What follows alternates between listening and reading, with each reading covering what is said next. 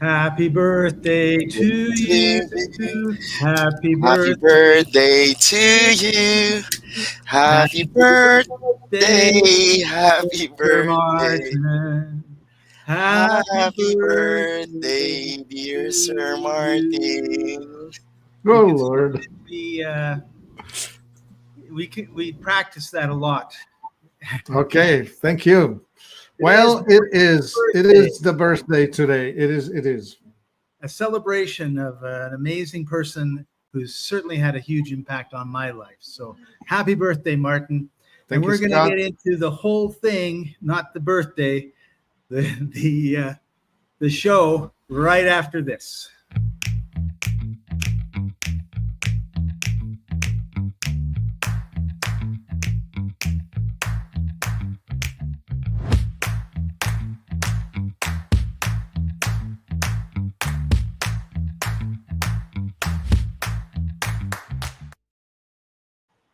All right, everybody. This is the Life Enthusiast Health Shots podcast, restoring vitality to you and the planet. George says, happy birthday. And happy to have you joining us as usual, George.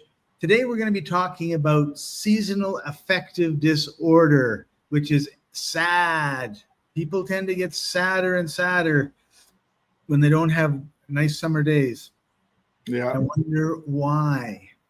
And so, but what if your low energy, your irritability, your cravings aren't your fault? What if your brain and body are just missing on some key rhythms? And if it doesn't require medications or caffeine, wouldn't that be awesome? So that's what we're going to talk about today. So from a functional medicine viewpoint, Martin, what is SAD? Well, seasonal affective disorder essentially means that people get really emotionally dysregulated in the short days of the winter. So the further away you live from the equator, the more likely you are to suffer from it. People from the Philippines have no idea what we're talking about. Seasonal what? Yeah. They get 12 hours of sunshine and 12 hours of dark. And the closer you are to the equator, the sharper the angle with which the sun dives over the horizon. So when you're in the tropics or close to it, the sunset and sunrise is almost like somebody flipped a switch. It's like it's on bright, and then you turn around and you look again and it's dark. Boom. I'm in Medellin, Colombia, and in the wintertime, the sun sets at 6:05, and in the summertime, the sun sets at 6:01. Yeah, and you're like right. And I always thought I'm in the mountains and it was the mountains, but it's bright, it's light, and then it's like a little bit dusk, and then it's gone. I mean, there's no long sitting, watching the sun slowly go down and the colors that you get So when you're in the higher latitudes, like 45, 49, 55, whatever, the angle of the sun, instead of going straight over the top of the hill and down, it's actually going sideways. And so it takes a much longer time to traverse from the partially gone to completely gone. However, the further away you are from the equator, the greater the difference between the hours of the day in which sun is either on or off. And in the winter, in the north, it's long nights, and in the summer, it's long days. Of course, Right. the southern hemisphere has it in different months, right? For the Right. northern hemisphere, those months are November, December, January, and the midpoint is the equinox, which is 21st of December. That in the north is the shortest day, longest night. And in the south, it's the longest day, shortest night. Right. And so in the south, it's the 21st of March. So, Martin, is it hard on the body when you go from 14, 15-hour days to 14, 15-hour nights? Yeah. Yeah. And I misspoke. I threw March in there. It would be the June. But anyway, the point is three things. We need light. we humans are actually supposed to be exposed to the light. It's supposed to come through the eyeballs, and it's supposed to come through the third eye. It's supposed to be all over us. We're supposed to be bathed in the light. And of course, our genetics will dictate the density of the melanin in the skin. The closer your ancestors lived to the equator, the more melanin in your skin. Right. The browner and darker. Yep, the darker. Southern And India. further north you went, like the Scots, which is I'm from, we're like as white can be. Yeah. Yeah, my genetic comes from Sweden, and that's like 55 degrees north. Like, Yeah. but I tan in the following manner. After 15 minutes of exposure to sun, I turn red like a lobster. Wow. And then 4 days later, my skin starts peeling. So there's no brown. Well, yeah, there could be some difference. Like there is, if I would take my shirt off, you would see some difference. But it takes a lot of very short exposures for me to get any color into my skin. Right. Yeah. So okay, so we have these big changes. And Right. So okay, so that's the point one, light. Right. Like we actually really do need light to feel normal. okay, let's talk a bit about light. I wasn't planning on this, but you just can't say light because we have the whole spectrum, and we have a lot of light that come from like fluorescent lights that we're under all the time that maybe not as good as Yeah. they used to be. Yeah. What's interesting about the sun, the star that gives us the light and life, it's most of its energy that's coming out is in fact in the band that is defined by light, the visible light, visible to us, which in length is somewhere between 600 and 800 nanometer wavelength. The longer waves are called red or infrared, which would be slightly longer than the visible red. And then the violet, that's the top of the end that we can see. And that will be the ultraviolet. And so, for example, the bees will see the ultraviolet range. And snakes and other creatures use the infrared totally. Like, when snakes stick their tongues out, they are actually sensing for infrared radiation, the heat that you're emanating from your body. Right? Okay. All that. But anyway, so let's talk about the fact that the wavelengths is supposed to be the full spectrum, and the full spectrum is indeed from infrared all the way to ultraviolet, and we perceive it as white light, and then we perceive this as a temperature in Kelvin, K, right? And so, for example, the midday light is white blue at 5500 Kelvin. And so when you get specific lights, like for example the fluorescent lights, they have been made to shine at about 5500 Kelvin, which is the bright bluish unpleasant light.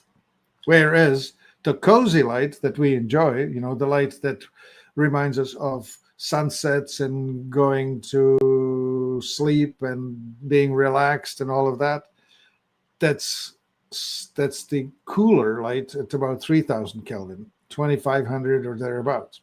And that's the red side? That's on the orange, amber kind of light.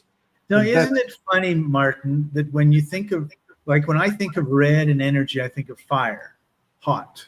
Yeah. And you just said that's cool. And when I think of blue, I think of ice and glaciers, and that's cold, but you said that's hot. Yeah, temperature-wise, it's hotter. Like if you Isn't it start, funny how we get things, turned upside down and around. Yeah, if you start warming a piece of iron, Turns red. it starts with dark, then it goes dark red, bright red, orange, yellow, white. And then it's melted. Well, yeah, by that time it's running.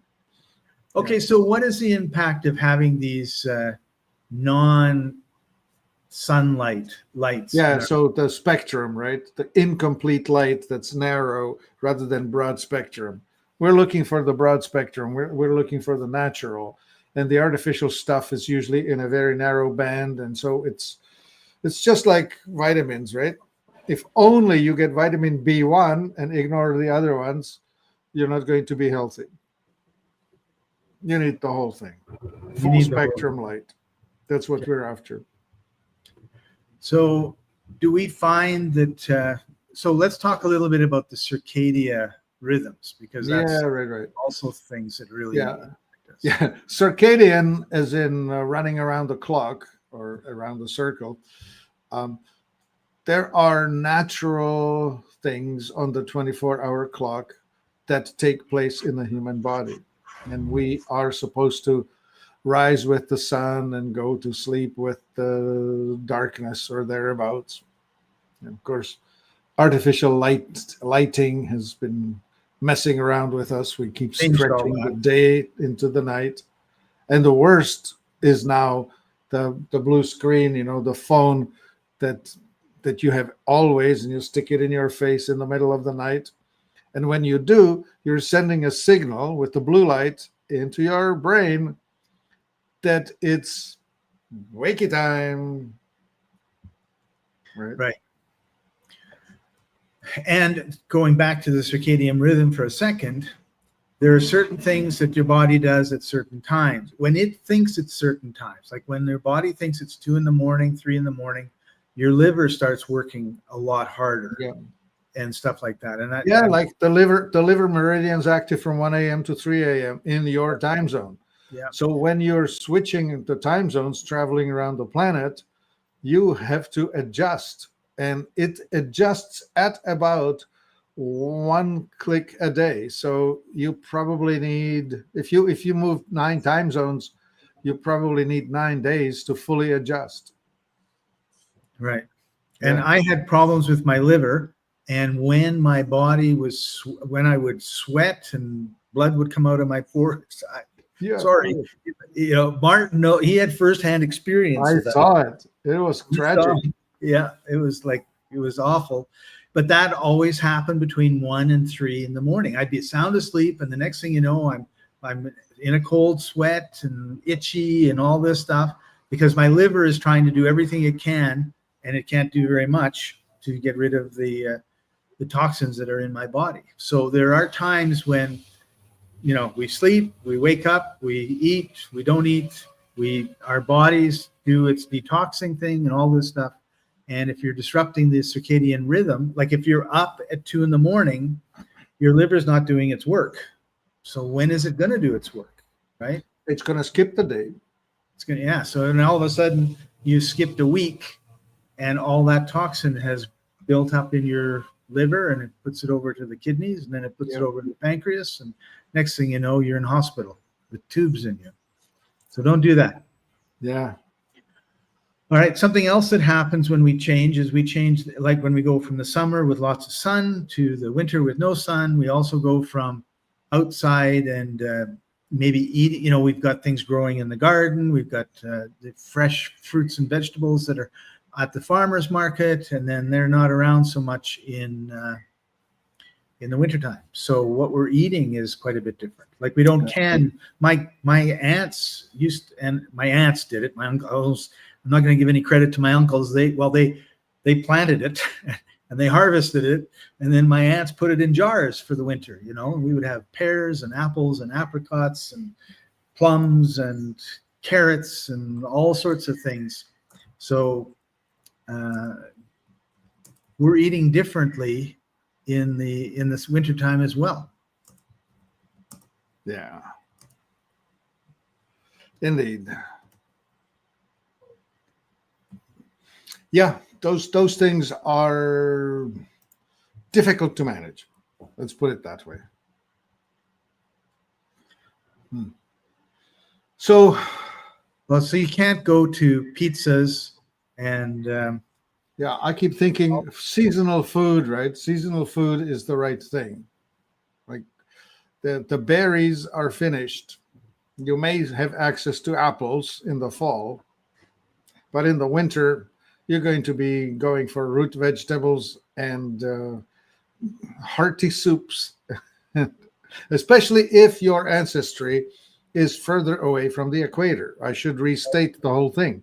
If your ancestry is from southern India, you'll be perfectly suited for being a vegetarian and having access to veggies all year round, because that's what is there. Mangoes, they're there always, or right. almost always. But if you're living in Canada in the north, you Yep. can get mangoes, but they've been shipped 5,000 to 10,000 miles. Right. So you can be on mangoes, but it's not going to be matching your body's natural seasonal rhythms. So let Especially me ask you this question, Martin, and we're going to stay with stay with mangoes. Okay. So I'm a mango plantation owner, and I know that I'm going to be shipping from South India to Canada. It's going to be 10,000, 20,000 miles, whatever it is. I'm not going to put ripe mangoes in the case, because by the time it gets to Canada, they're going to be mushed up and moldy. So I'm going to put young green mangoes in, and then they're hopefully going to ripen as they go. But is there a difference between something that ripens in a case, bouncing on the high seas and trucks, versus something that is ripened on the tree and you just pull it right off the tree? Well, you have kind of answered the question, didn't you? Why do we pay premium for vine ripened produce, right? Like there are tomatoes available in our stores that are the vine still attached and they are vine ripened. Premium price. Yeah. Likewise, all fruit, right? That there's something enzymatic that goes on that makes it not quite ready or not quite right. Right. Yeah. Avocado that's taken ripe off of a tree is a very different experience from avocado that you have to wait for ripening while dehydrating on its way, right? Yes. Yeah. Yeah. Well, so that's the story of the seasonality. Anyway, the main talk about this light in your eyes and light on your face is about vitamin D3, cholecalciferol, which, if you take the name apart, it's the chole from cholesterol and calci for calcium and ferrol for carry it around. You take the natural fat, cholesterol that's on your skin, and you create that D3 out of it, and it will help you manage the movement of calcium in and out of your bones. But that's not the only function of vitamin D3. It's a major regulator of your immune system and of your cellular health. Like cancer, for one thing, is associated with vitamin D3 dysregulation, as are many things. Osteoporosis is definitely associated, and many other problems. So vitamin D3, how do you get it? 15 minutes naked or without clothes under the sun south of 38 degrees. 10 minutes of that gives you 15 minutes of that gives you 10,000 IUs units of vitamin D. If you're a white person. And if you're wearing clothes, you're going to have to be longer.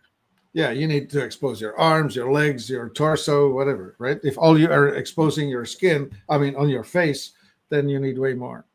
So sun tanning is a good thing, provided you're doing it with the full spectrum lights in the winter. The other thing that's really useful is fish oil, like cod liver oil will supplement a whole bunch of these desirable vitamins to your endocrine system.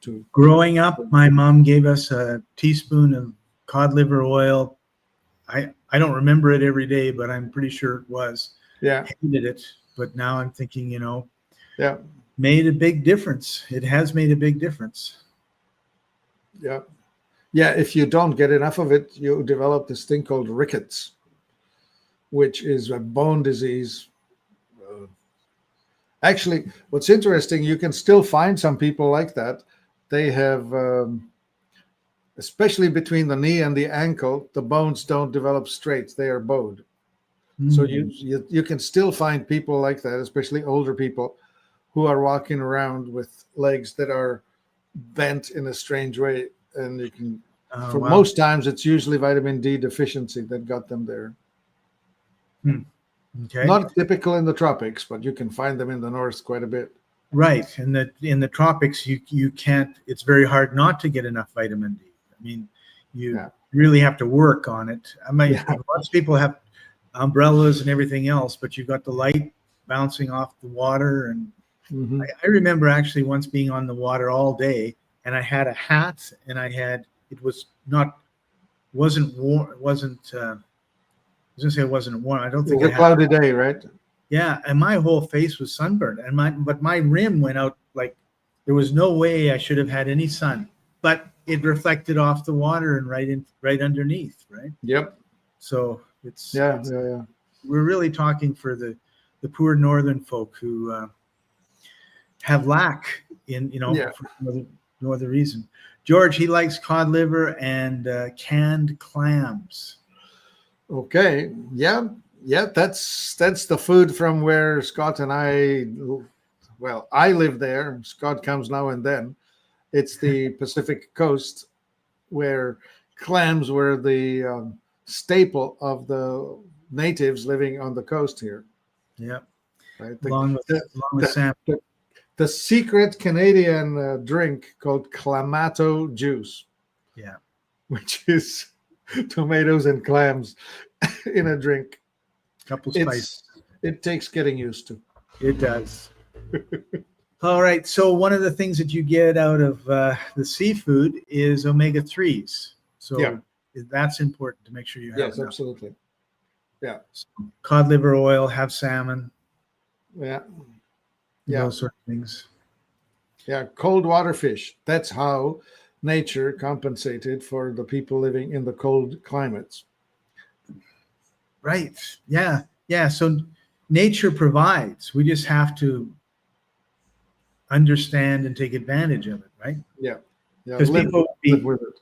Yeah. The people in British Columbia. Sorry, I'm thinking three things at the same time. They fish. They get a whole bunch of salmon. They smoke the salmon. It now lasts for 3 or 4 months because they have rainy season and in winter and that sort of thing. Yeah. And they're still getting a lot of that oil and all that goodness. Yeah, exactly. And Europeans did something similar. They would take the salmon when it runs, they would salt it. That's what lox, LOX, comes from. Yeah. Right. So they would. That was a staple. God, I read a historic document from something like 1680s or something like that, where the servants, the folks that worked for the rich guy, were saying that they, as part of the deal, demand that they be fed salmon no more than 3 times a week.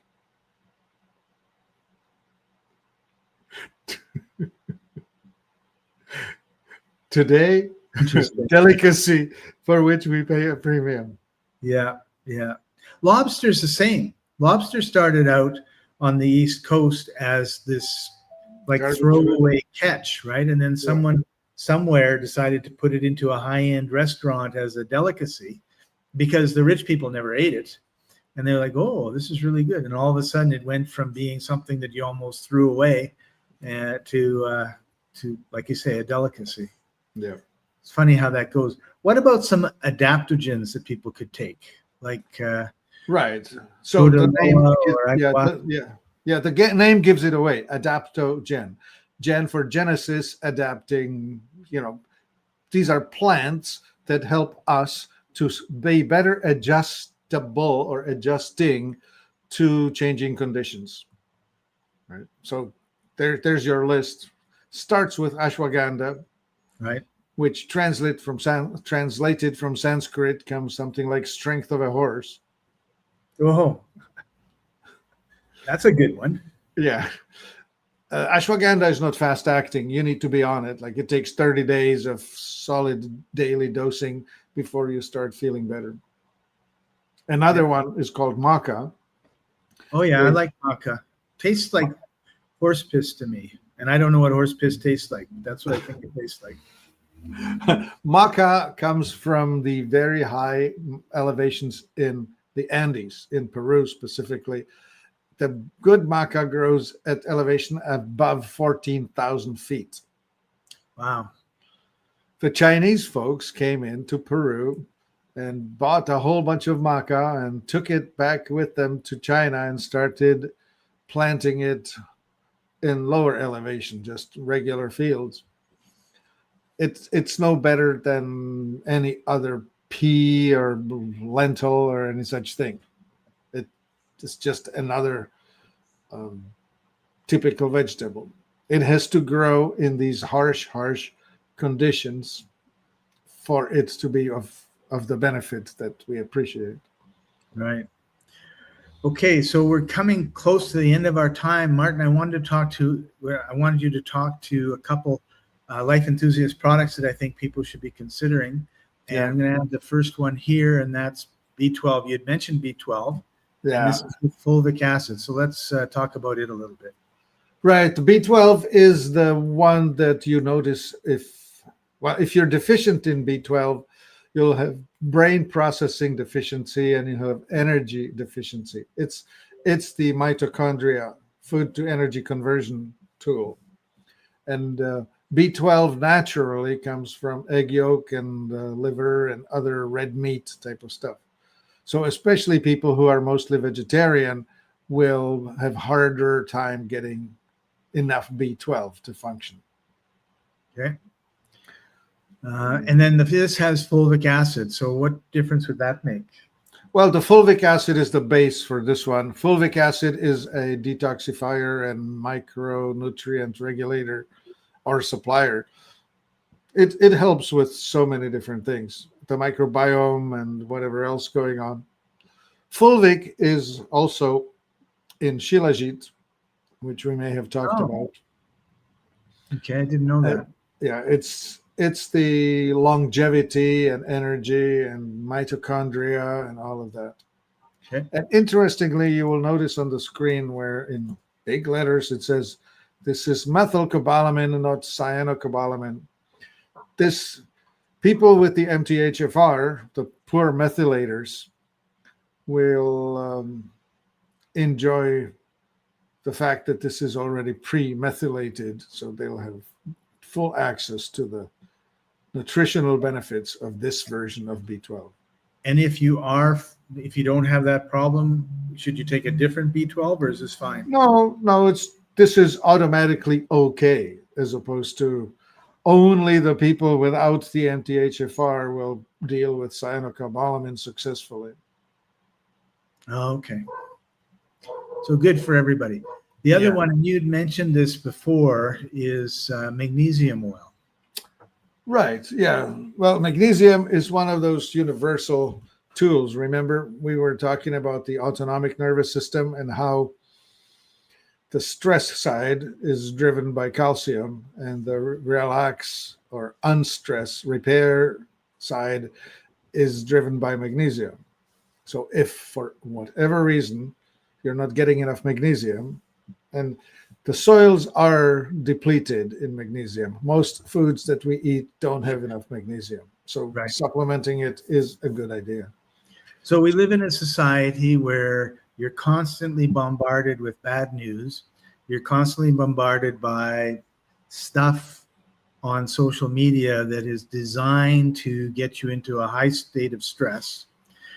We're taking hours to get through the cities from our home to our work. Even if you just want to go, a mile away, you are often stuck in terrible, terrible traffic. So, and then the economy is bad, money is tight, they're laying off people. So we have all this stress going on and on and on. Plus our food is lacking in magnesium. And it's pretty much something that I think people should be using every day to combat the fact that if you don't have rest and relaxation, your body isn't going to repair. If you're constantly in the fight or flight side of the equation, you're not resting and repairing. And so the things that are wearing down and not being fixed. So you get tired, you get sick, bones break, the brain doesn't work as well, all the rest of it. So you really need to be looking at some sort of magnesium supplement.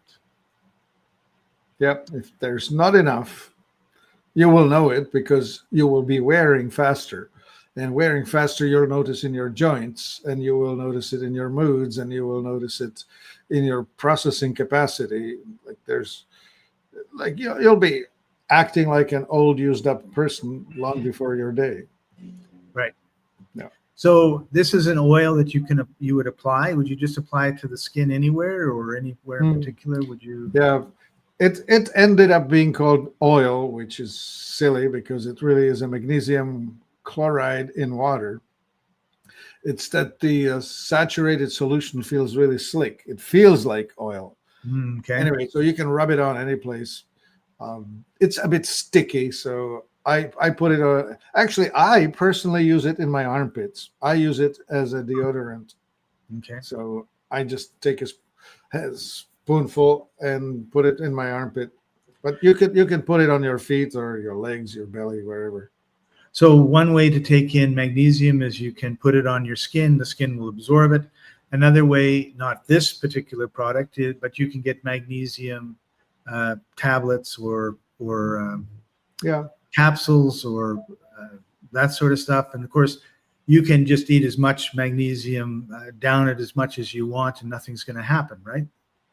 Yeah, true enough. I mean, this magnesium is edible. You can eat it. The trouble with magnesium is that at about 500 milligrams per dose, it's going to start speeding up your elimination. Right. And if you take a little too much, you're going to, don't get in your car after you've taken magnesium, because when it comes on with very urgent message. Right. That's where I was going. If you take it orally too much, then you're just going to be sitting on the can for a while, and that's part of the fun of magnesium. So this actually brought up a question in my mind just now, Martin, and that is, nature call, as George says. People go. I don't want to get into the pros and cons of colonoscopies, but people go and have colonoscopies. They are recommended when you're in your 50s and you're a guy in particular, right? I think. So one of the things that they do before you go for a colonoscopy is they give you this awful liquid stuff that you gulp down, and it basically cleans out your whole system. Yeah. So would taking a bunch of magnesium instead be an alternative to this mixture that they give you? Well, yeah, there's a whole bunch of magnesium in that concoction. Oh, okay. That's high in magnesium. What they give you there is your prep. Yeah. Okay. And this same magnesium is also used in this process that's known as the gallbladder flush, which you may remember. It's take a whole bunch of magnesium to clean everything out, and then take a large dose of olive oil mixed with either grapefruit or lemon juice. That the juice is there just for flavor to make it more palatable. And when you hit your digestive system with a large amount of olive oil, because everything has been relaxed with the magnesium, it just dumps out whatever content there is in your gallbladder. So this is a way of flushing out whatever is in your gallbladder, including bits and pieces. I have seen on the forum for gallbladder flushes, it's still out there online, people showing off what they washed out, because of course next morning you take another dose of magnesium to force it all out, and people poop into a colander to catch the beautiful stuff and show it off, take pictures. Some of them are as big as your pinky that come out. Really? Yeah. How big is the gallbladder? Oh, it's about 2 fingers big, like this. Wow. Yeah. So what I'm thinking is that I'm not sure that this, yeah, George says lovely. Yeah, sometimes we get into stuff that is real. And we're not used to it. If you're in Africa or India, they don't have any problem talking about this stuff. They see it all the time, right? But Yeah. we live in this sterile, perfect little world where we don't have bugs and stuff. Yeah, you sit on the toilet, it disappears into water, and you flush it before you look at it. You never know what happened. That's right. Well, the Germans are different. They make toilets that are this pedestal style where there is a stage in the toilet. So whatever you deposit is not submerged in water. It's sitting on top of this platform. So you get to examine it, and then you pull the flusher and it goes away. And that's really smart. I mean, one of the indications of your health is the condition of your poop. Yeah. What's going on? I mean, traveling like I do, I pay attention to it. I don't pay as much attention to it as we've been discussing, but I'm always checking, like, is it well formed or is it like sloppy? And yeah, there's this whole thing called the Bristol chart that shows you the different stages from porridge on one end and rabbit pellets on the other, with bananas somewhere in between. Right. So I'm thinking that every so many months, people should do like a magnesium cleanse and a gallbladder cleanse, and just, okay, for 3 days, I mean, that's the problem, right? Like, oh, I'm working 5 days a week. So do I want to ruin my weekend? Well, in 30 years, do you want to have good health, or do you want to be decrepit? Yeah. Do you want to lose a weekend, or do you want to sacrifice a week out of your holiday to do health purge while feeling pretty crappy doing all the detox and not feel good the whole time? Like, deliberately not feel good. I mean, it's just so against everything that our society teaches us and talks about, right? I tell you.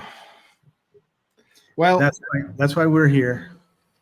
Yeah, George says, thank you for another awesome episode. Yeah, we're going to do a purge on screen. What do you think, Scott? Are we going to show how to do a coffee enema? No, although I've gone to a hydrotherapist, and I'll tell you, that is really something, because the hose is transparent and you can see the stuff that's leaving, and you're thinking, oh, I didn't have any of that in me, do I? And yeah, you do. So I don't think we should. That would probably be X-rated, wouldn't it, or R-rated? That's all. Let it all hang out, George says. Yeah. Is that like this? All right, Martin, one last word of wisdom before we call it a day. If you can, buy yourself a light source that's full spectrum. And even if you spend most of your time indoors, consider getting one of the things that will have ultraviolet to it. You need to be wearing dark shades when you have the ultraviolet going, but it can be a source of your sun tanning. And then, of course, remember, it's at minimum 10,000 IUs of vitamin D that you need to get in.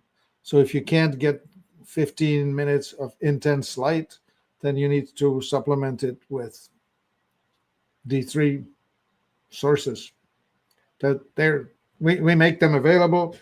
We sell the liposomal version of it, which is about 10 times more effective, but also 5 times more the price. Is that a light source, Martin? Is there a light source? I don't know. Are you? I got lost, so I just want to make. I got lost. I don't want everyone else to be lost. So when you were talking just now, were you talking about a light source? No, I'm talking about vitamin D3 supplement. Okay. Yeah. Cool. Yeah, I don't have the lighting in our store. That's something that other companies will have to provide. Okay. Awesome. Well, thank you for joining us, everybody. Thank you, Martin, for taking time out of your busy day to be with us. We appreciate you, and happy birthday. And we appreciate George and everybody else that joined us today. Thank you. And we'll see you next Wednesday at 2:30 Eastern Time, 11:30 Pacific Time, when we always go live. If you've got any questions, leave them in the comments, and we'll talk about them next week. Make sure you hit the like, subscribe, hit the bell, tell your friends, share. And this has been the Life Enthusiast Health Shots Podcast, restoring vitality to you and the planet. Bye-bye for now.